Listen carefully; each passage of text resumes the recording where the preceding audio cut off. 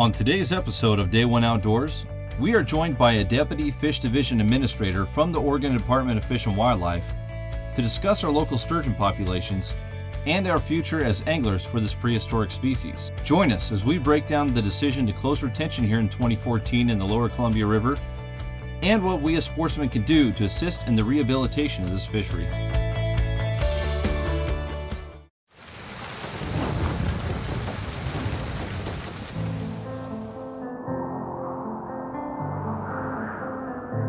Forecast showers and thunderstorms today with strong southwesterly winds to 37 miles per hour. It's a numbers game, especially for the situation that we're in. We're coming off of a high water event here. 48 hours. The outdoors is not a hobby. It's not our passion.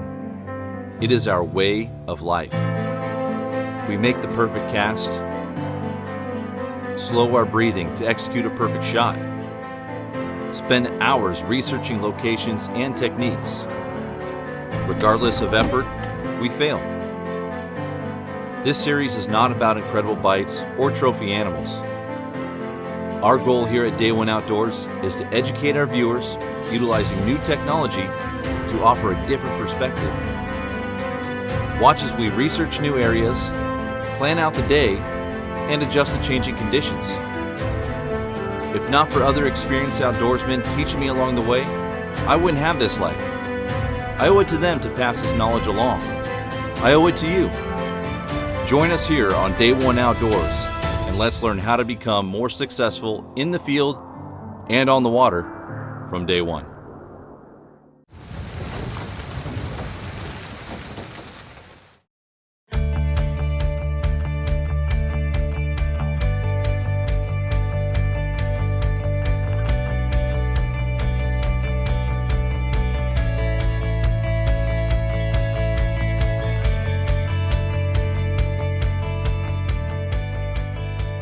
The sturgeon fishery in the Lower Columbia River has been a hot topic as of late.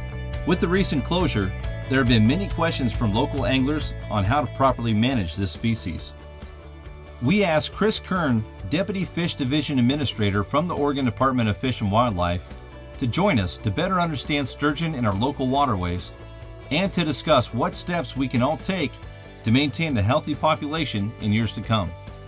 We're out here on the mighty Lower Columbia River. We're going to chase keeper-sized sturgeon, oversized sturgeon, and smaller sturgeon. This is now a full-time catch and release fishery. This is probably one of the best fisheries that Columbia has to offer for amounts of catching larger fish in the system right now. We've elected to come down here. We're below the Astoria Bridge. I've got a couple friends on the boat today. We're gonna go out here and try and catch some of these really nice fish. We have a really big outgoing tide today. It's a 10-foot exchange. With these big exchanges, a lot of times these fish will move up and down the river, being flushed out and then flushed back in with the incoming tide. So we're kind of checking out the areas, using our electronics, looking for the fish. Once we find some fish, then we'll go ahead and put down an anchor and put some baits out, and we'll look for getting some bites and some hookups here. So as we're looking for sturgeon out here in this estuary area, of course, we have Desdemona sands that we're fishing around, the big sandbar in the middle of the Columbia River. And right now we're only in 8 feet of water. We're pretty much in the middle of the river. We're just coming off of low tide here, so we're getting right next to sandbars. And I got side imaging, and I'm gonna scan around. I'm gonna look for these sturgeon. These sturgeon are flushing or moving off the sandbars into this 7, 8, 9, 10 feet of water from 2 and 3 feet of water where they're just feeding a couple hours ago. And we'll see them here on this side imaging once we troll around here a little bit. And then once we see some, we'll know that we got fish there, and we'll start put down an anchor and start fishing. So we're gonna go ahead and set up the rods and the reel and the terminal gear. Pretty simple down here. Since we are fishing a lot shallower water generally most of the time, we can downsize our sturgeon equipment. Everybody always remembers sturgeon fishing near the Portland, around Bonneville, using big halibut sturgeon sticks, big reels, big heavy line, 32 ounce of lead. Down here in the estuary, you can kind of get away from that. Refrain from the big oversized equipment. Here we're actually using our Lama Glass Kenai Quick rods. These are the XCC 934s. These are some fabulous rods for the sturgeon fishing, and I'll go over that here and a reason why. I'm using a smaller salmon size reel with braided line. Using a 50 or 65 pound braid works just fine. I do have it equipped with a line counter, This kind of comes in handy every now and then when I find that I'm getting bit at a certain distance of my casting. This kind of comes in handy for that. Now, the terminal equipment is really simple. It's a slider. You can use a barrel swivel that I've done, and I've put a dual lock snap on the barrel swivel.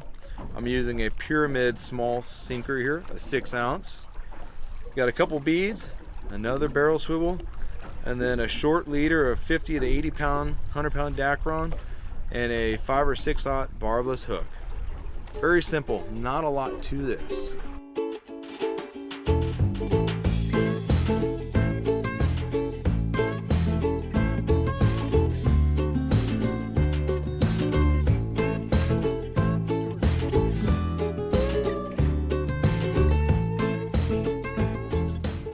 Different ways that you can rig up your anchovies for bait. An anchovy is a great bait to use. You can also use herring or smelt, but there's a typical way that you can half hitch it, but there's even a quicker way to down here when the action's fast. This is a great way to do it. So what you're gonna do is you're gonna take your octopus bend style hook, start just shy of the tail, maybe about a ½ inch off the tail.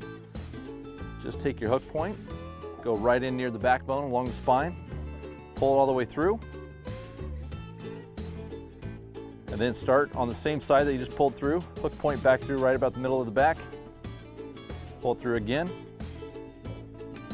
and then create enough slack, put the hook point right in the soft spot of the anchovy's head, right behind their skull. Put the hook point in there, and then out between the eyes. Once you get it out between the eyes, quick half hitch. Put the half hitch around the tail, and there's your bait. And the reason why we do it that way is because it's faster, and the half hitch keeps your bait from spinning down there. You want it to be laying flat on the bottom to prevent line twists and allow the sturgeon a quicker way to grab that bait.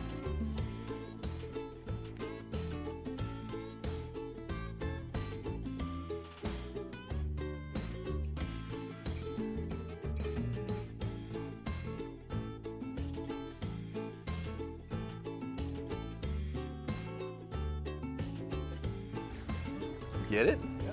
All right, there goes again.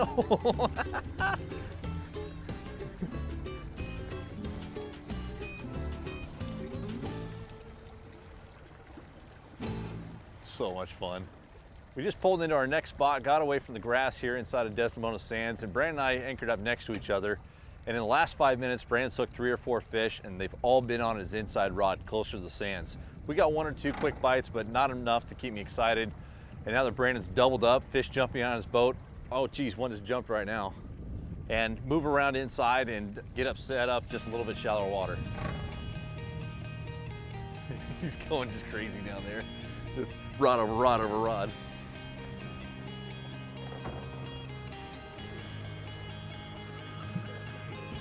Good job. Hey, Don, there you go. Nice sturgeon. Oh, nice jumper. Here we go. Jumping around.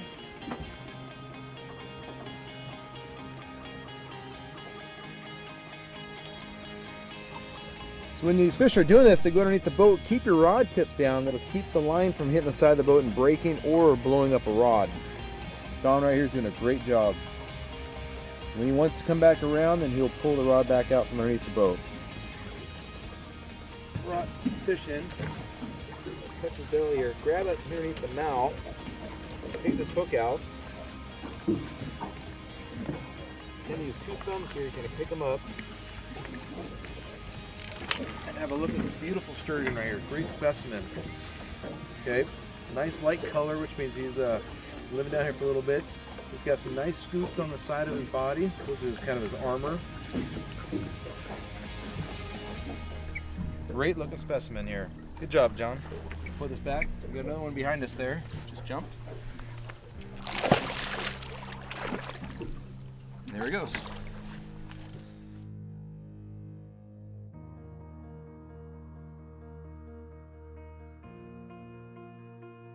Think.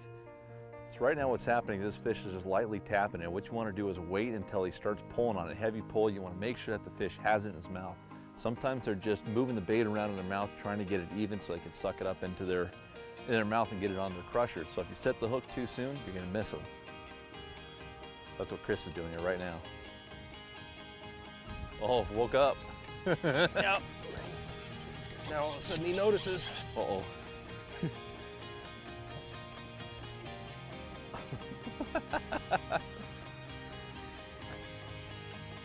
Headed for Japan now.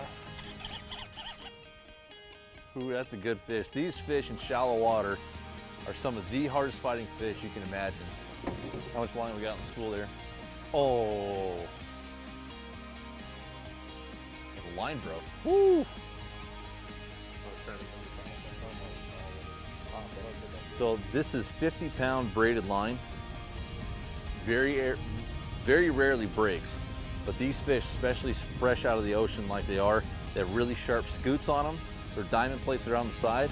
And when that fish was heading straight away in shallow water here, we're in 10 foot of water, so that line's rubbing up against his back. When that happens, they're gone. Fishfield is your one-stop shop online for the gear you need here in the Pacific Northwest and beyond. From salmon and steelhead, saltwater, trout and kokanee, even crabbing. Visit fishfield.com today to place an order with no sales tax and have the gear you need shipped fast. Fishfield.com, we have what the Northwest outdoorsman needs. Every once in a while, a new lure comes along that catches every angler's attention. It could be because of all the irresistible colors and finishes, or the patented skip beat action. Or maybe it's the wide variety of sizes designed for salmon, trout, walleye, steelhead, mackinaw, and more. But just for the record, we know one thing for certain. We didn't design the maglip to catch fishermen. Yakima Bait Company.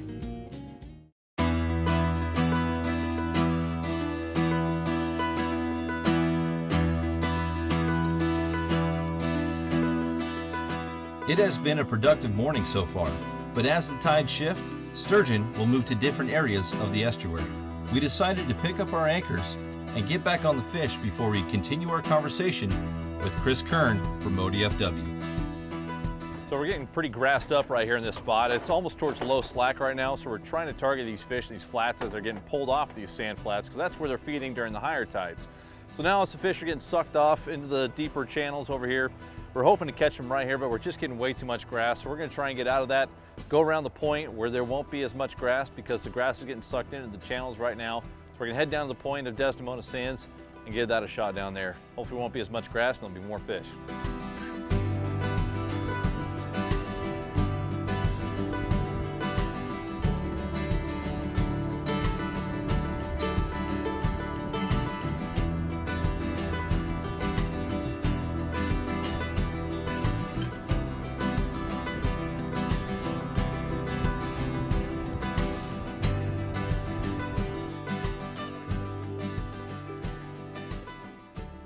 Even though our boats are 20, 30 yards apart, in this shallow water, these fish can cover a lot of ground quickly. And our lines were back there behind the boat a ways to try and prevent our lines from bouncing around too much, so that way we get more bites. Well, they hooked up into a big fish and it ended up getting tangled up in our line.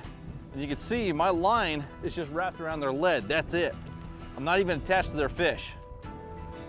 That fish is right here. He's starting to blow bubbles. When they blow bubbles like that, that means that they're tired. Go ahead and hold on to that for me, Chris. Lift it up right over here, a little bit closer. Oh, come on, baby.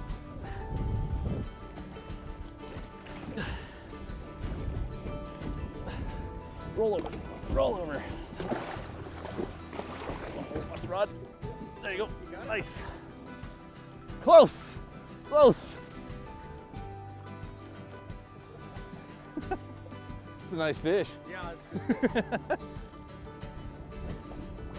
Big fish. That's just what we've been catching down here this year. It's just been all really good quality, you know, keeper size and oversized fish. Not too many small ones. So Brandon just got the fish alongside the boat now. He's got the hook out. We're able to work together, let it go, and there it goes. Happens sometimes, lines get tangled up, even when we're this far apart. But we worked as a team, let that fish go. It's a beautiful fish, about a 6-footer. So Chris, let's go ahead and break down sturgeon for a bit and talk about where they live and what they go throughout their life cycle. So let's start with where are sturgeon, white sturgeon specifically, found here on the West Coast? So white sturgeon on the West Coast, they're a West Coast fish. There's typically sturgeon species worldwide. They're a northern hemisphere fish. There's 100 or so species. We have 2 out here, green and white. White sturgeon are found pretty much from the San Francisco Basin, Sacramento River, all the way up into Fraser River in Canada, and all parts in between. All the big river systems, basically, they're a big river system fish. Need big water.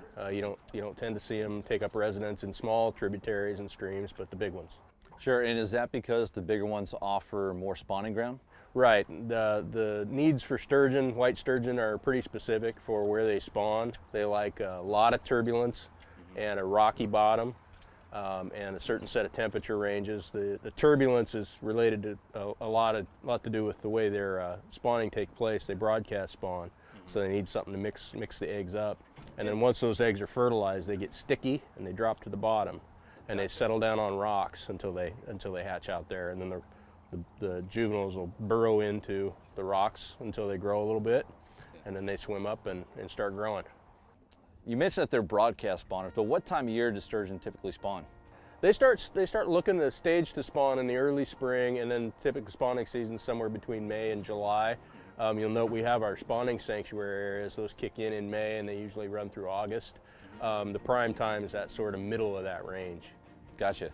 And once they do spawn, do the larger fish, the spawning fish, the breeding fish, just head back down to the estuary down here? Yeah, eventually they'll redistribute and go looking to feed and kind of recoup their energy after laying those eggs, and start building back up for the next cycle. The females only spawn every 3 to 5 years, so they put a lot of energy into it. So once they've spawned, they're going to need to go do some serious feeding to recover and go do it again in a few years. So even though these fish will reach breeding maturity at 6 foot, they won't spawn but once every 2-3 years. Yeah, 3 or 5. I think the fastest recorded ones at a hatchery facility in California, they got some to spawn at 2 years. But in the wild, the earliest, shortest confirmed period is 3. So these fish really can cover a lot of ground fast. Oh, there's a fish right now. You got one right there. Nice. There he is. There's one. So this time of year, they are obviously down here, they're feeding, and the fish that we're catching right now seem to be of a pretty common size. Nice jumper. Like that size. Just like that size, yeah. They're, whoa. Sure you want to get wet? That's a little bit bigger one than I expected. A little bigger.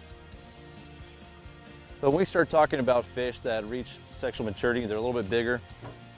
You know, these fish, as you mentioned, can get up to 16, 18 foot. How old is, commonly we see fish in the 8 to 10 foot range. How old are those fish? I'd imagine those are somewhere in the 40-year range, maybe 50. We don't see a lot of the really old fish that you hear, sturgeon can live up to 100 years sort of statements, which is absolutely true. You just don't see very many of those. I gotta tell you, Chris, this is a gorgeous specimen. I mean, just perfect scoots, it's looking great. And you couldn't ask for a nicer fish down here in the estuary. Big camera. Tried. Held on to that one as long as I could. Nicely done, Chris. That's a great fish.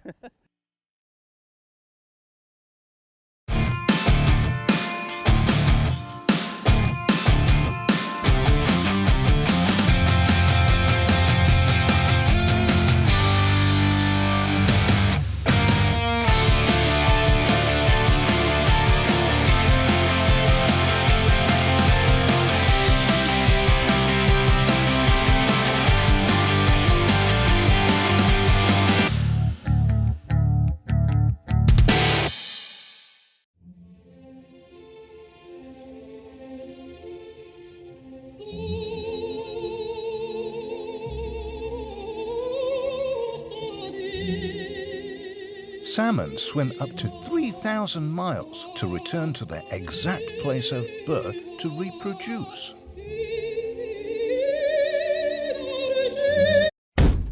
Well, most of the time.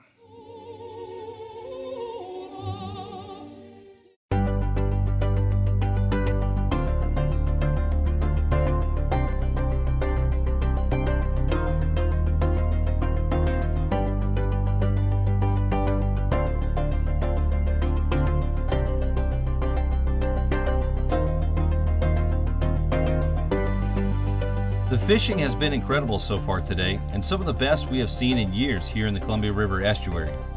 However, we still have much to learn about this species to help rejuvenate our local populations to a healthy level.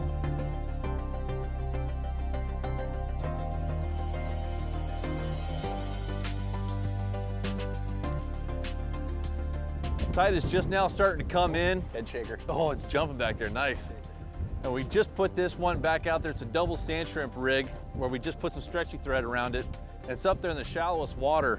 And the fish are starting to move from the deeper water out here, that's 6 to 12 foot, up into 2-3 foot and feed really heavily. And in the shallow water, it seems like sand shrimp tends to work a bit better. So we decided to try a one rod with sand shrimp. That's the first one that got bit for us. We'll see what he does when he sees the boat. Got some girth to it.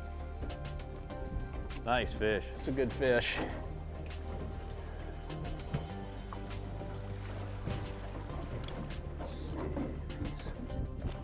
If you can get them to roll on their back, it should calm right down. These fish here in saltwater are really strong.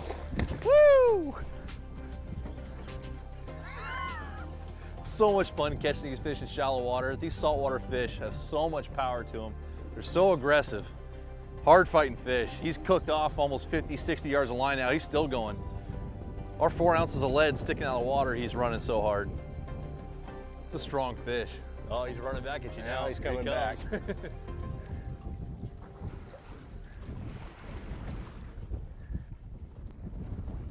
This brackish water, they just seem to fight harder. Of course, the water's warm. It's warm too. That could have something to do with it. The Willamette in their winter's pretty cold. We're gonna try and roll him on his back now. All right, there we go. Nope, still not done. Come on. Almost done, buddy. Almost done. Man, he's just hot. He's just aggressive. Watch out for the hook point here, so I'm gonna pop that out. Clear that. Got that? Yep. So Chris, I'm gonna have you hop on the other side of me over here. Yep. No, don't do that. There he goes. Good release. Nice, man. That's a nice fish. How big do you think that one was? About 4.5, 5. 4.5, Yeah. In the keeper slot. Yeah. Back in the day when we could keep them. But you know, we've been talking with a lot of the guides down here, and it seems as though the paradigm has shifted. You know, when it first came to closure at the beginning of the year, there were a lot of people that were concerned about their living and upset that we weren't going to be able to retain them. Now, it seems like that mentality has shifted, and there's a lot more people willing to have just a catch-release fishery among the guide community and even amongst a lot of sports anglers. What are your thoughts on that? Yeah, so I mean, it's a good point. All of us were pretty concerned when the fishery was closed for retention, and historically, when that's happened, even when it's just closed because we've met a quota or whatever, people go home. They stop fishing. Right. Even though it's one of the few species that we allow you to go catch and release. Salmon, when it's closed for quota, you're done. Sure. Sturgeon, you know, they do so well on this stuff. They're hardy enough to handle some catch and release when there's no retention, so there's no reason to ban that. And it's still a really good opportunity. So I'm glad people are taking advantage of it.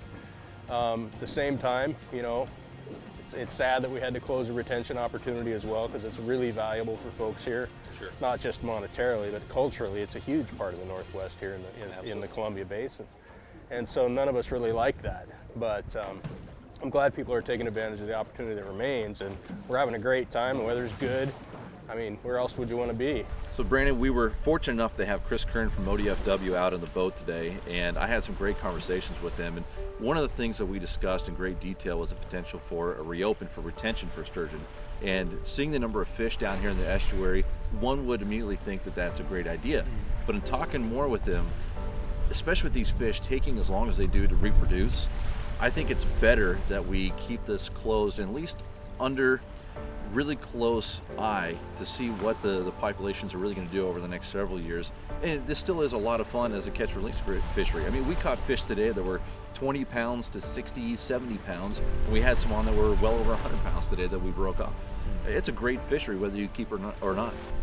I do want to stress the fact that, you know, this fishery is kind of under some scrutiny of being put to a catch and release only, where we used to be able to retain them, and there's plenty of fish, but in all honesty, in the whole population of the Columbia, it is down. It's down, you know. Yeah. But we have a good concentration of fish here right now. Now, how long is this going to last? You know, is it going to last another month, 2 months, or is it going to be all of a sudden the fish go back upriver, this slows down, or what happens to these fish? No one really knows. That's the problem with sturgeon. We don't know. And that's what Chris was saying on the boat today too. He said, you know, these fish, they just take so long to grow. It takes a long time to study them, to research them. So it's not a quick answer like it is with salmon. Yeah. It just takes time. And I know that that's frustrating for a lot of us anglers, myself included. You know, we grew up, you and I both, since the first time we put a rod in our hand, we were able to go out there and go keep a sturgeon. Yep. And that slot limit was all the way up pushing 70 inches for a while. Yeah, And 36, 72 for the longest time. Yeah. And 2 fish limits a day. Yeah, and it was open year round. Yeah, you're right. It's a blessing. We really are truly blessed here in the Pacific Northwest, especially in the Columbia River.